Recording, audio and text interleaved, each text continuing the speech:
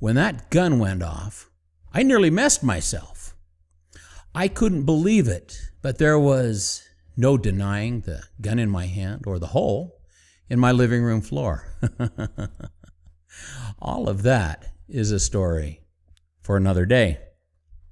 I have been told that I should never admit to my mistake. With all my energy, I disagree. As a firearms instructor, I have a duty and an obligation to not only admit my error, but to openly analyze the sequence of events that led to my negligent discharge.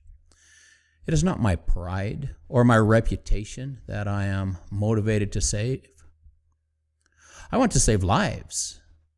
I want my hard-earned experience to prevent another from doing exactly the same or worse.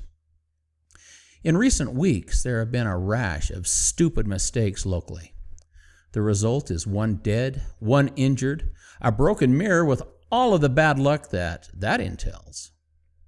In this episode, we will examine each with an eye toward identifying where things went wrong and how tragedy could have been avoided. Right back after the break. Lance Earl here. It's my considered opinion that the most important right we have is identified in the First Amendment of the Bill of Rights. It is the right to think, act, say, do, and associate with people according to the dictates of our conscience. It is also my opinion that the second most important right we have is outlined in the Second Amendment, which is the right to keep and bear arms, because that privilege gives us the ability to defend all the other rights of man. Now here's the thing.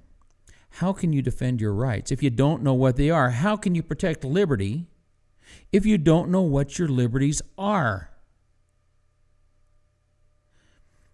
And how can you defend anything if you don't know how to use your gun? Hey, now we've got some interesting courses coming up. In March in Pocatello, I will be teaching a Constitution workshop, only $15 per participant. A defensive law course, only $15 per participant. We're going to be out on the range doing our defensive handgun course.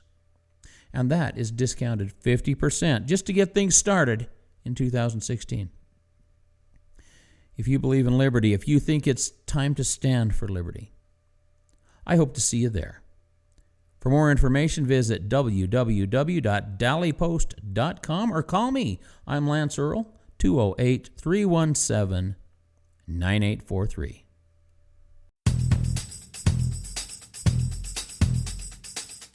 Freedom is not free, but I can help. I offer a set of fundraisers that include advanced firearms training, defensive law seminars, Constitution workshops with a focus on the local solution. Now, why the local solution? It's simple. Government of, for, and by the people must always be close to the people.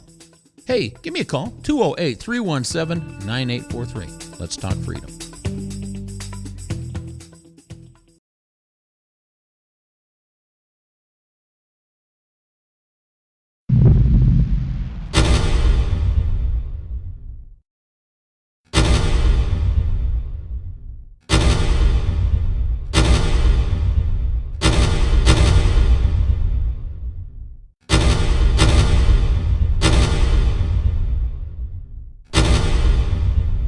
You will fight as you train. Here at Dally Post, we have 4 gun safety rules. These are carved in stone. Violation of any will result in the instant removal of the offending shooter from the range. Number 1, never, ever point your weapon at anything that you are not willing to destroy. Number 2, keep your fingers straight and off the trigger until you are on target and ready to fire. Number 3, keep your safety engaged until you are on target and ready to fire. And finally, number 4, be absolutely sure of your target, its foreground and background. Virtually every shooting range and shooting program has some variation of these same rules. I also require a cold range at any of my training events or shooting matches. This means that all guns must remain unloaded and all magazines removed until an instructor directs the shooter to do differently. It also means that gun handling is prohibited, except when the shooter is on the firing line and instructed to handle his or her firearm. These rules are virtually universal at shooting ranges, shooting matches, and firearms training events.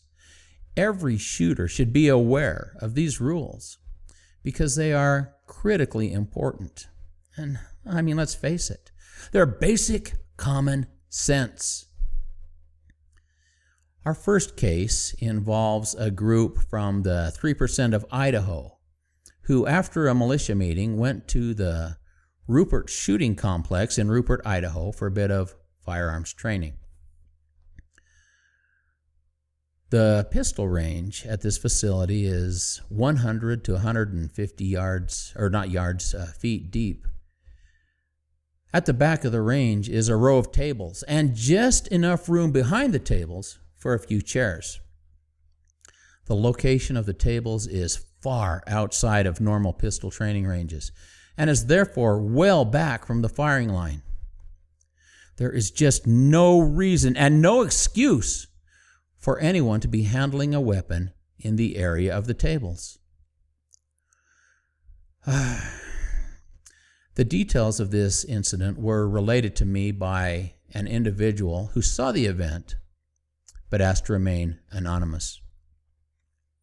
Apparently, the shooter was standing some 3 or 4 feet behind the row of tables. Immediately in front of him was a 12-year-old girl leaning against a table. The shooter was working to clear his pistol when the weapon discharged. The 9mm projectile hit the table and was deflected, entering the abdomen of this girl and exiting through her side. Thankfully, the injury was not life-threatening, and this young lady is expected to make a full recovery. While this incident is very unsettling to me, a press release from Brandon Curtis, president of the Idaho 3%, is even more disconcerting. Firearms are serious business. When we fail to be brutally honest regarding any firearms incident, we fail everyone. We jeopardize the safety and even the lives of everyone. Curtis stated, according to multiple first-person reports, the accidental discharge resulting in injury occurred at a rural Idaho gun range while a group of friends were shooting. The term accidental discharge is totally inappropriate here. Please allow this example. Some years ago, I was duck hunting with a friend. After arriving at our hunting area, he broke open his double-barrel 12-gauge and loaded it. He closed the action, and after a few seconds, the gun discharged. One more time, he loaded the shotgun and waited. 1001, 1002. Bang! Craziest thing I ever saw. Because he had carefully followed established gun safety rules, both discharges were very much a surprise, but no damage was done. These were accidental. These were accidental discharges. Accidents can't be predicted, and they cannot be prevented. They are also extremely, extremely rare. A negligent discharge is something altogether different. These are 100% preventable. That is exactly what we have here, a negligent discharge. Curtis continues in his press release. The person operating the firearm was following proper range etiquette, unquote. Considering the final outcome of the event, Curtis's assertion is simply not possible, and I believe he knows it. Let us consider the facts in this incident as they are related to commonly accepted firearm safety rules. The first rule of gun safety was violated when the shooter pointed that pistol in an unsafe direction. The second rule of firearm safety was violated when the shooter placed his finger on the trigger when he had no intention of actually making a shot. The fourth rule was also totally obliterated. Now we turn to range safety rules. This shooter was far, far behind the shooting line. He was in a location where he had no business handling a firearm, let alone trying to clear one. Considering that a young girl was shot, I find it utterly irresponsible that Curtis would soft-soap this issue with words like proper range etiquette and accidental discharge. Now, I am not overly critical of the shooter in this incident. It is possible that he just didn't know. I don't know, and I can't judge him. I think he knows now. I am, however, appalled at the response from the 3%. As it turns out, I am a range safety officer at the Rupert facility. Therefore, I have an understanding of what the policies and procedures and rules are that exist on that range. It has been my experience that Lauren Jackson, the range manager, has made every effort to responsibly and safely run that range. Sadly, he cannot be everywhere at once. Ultimately, the responsibility rests with the shooter, and on this occasion, the shooter was lacking. A father and son were shooting long-distance rifles near Snowville, Utah. Not having a spotting scope, they were alternating positions. One would shoot, and the other would be downrange, acting as a spotter and calling back hit locations. This meant that one shooter was literally shooting past the body of a loved one. Somehow, some way, the father struck his son in the chest with a single round.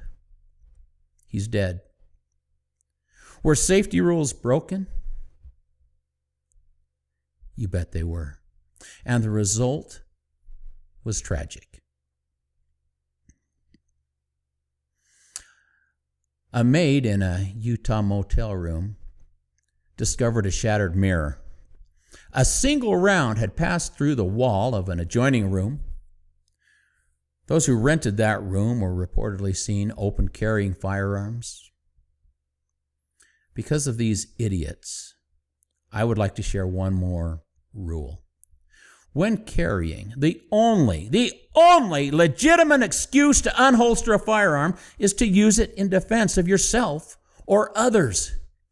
No doubt these negligent gun owners were passing guns around or fiddling with things when, oh shoot, literally happened. Worst of all, no one heard or reported the shot. The shooters checked out as if everything was normal and went home, knowing full well that there may be a dead or dying person in the next room. They lacked the courage and basic human decency to accept responsibility for their actions. The greatest thing about the 4 gun safety rules is this: you have to violate at least 2 in order to do significant, lasting harm. Yet some make it happen anyway. I'm Lance Earl. I'll see you soon.